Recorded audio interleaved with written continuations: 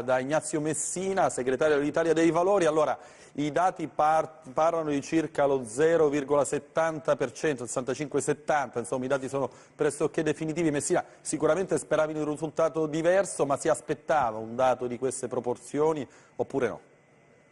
Ma guardi, sicuramente ci aspettavamo qualcosa di diverso,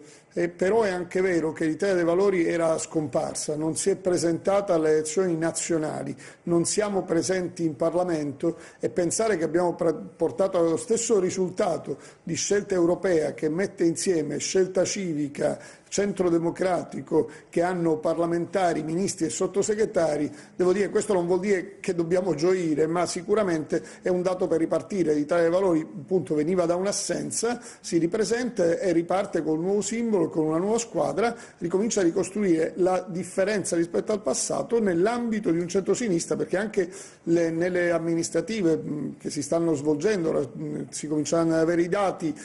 sia le regionali di Abruzzo e Piemonte, ma anche le città, da Firenze a Padova a Bari, siamo nell'ambito della coalizione del centro-sinistra e quindi vogliamo collaborare a questo percorso, per cui questo per noi era un dato di partenza, poteva sicuramente essere migliorabile, ma certamente per noi è un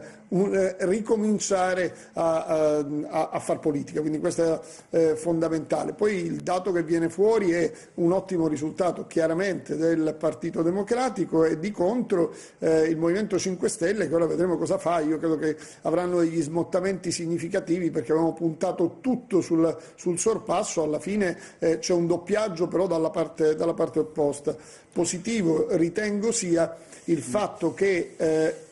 avendo rafforzato il Partito Democratico in Europa, spero che Renzi voglia far contare l'Italia in Europa a questo punto, perché noi abbiamo parlato poco di europei in questa campagna elettorale europea, ma il problema dell'Europa è proprio questo: l'Italia in Europa ha sempre contato poco e su temi importanti che vanno dal lavoro ad altre tematiche.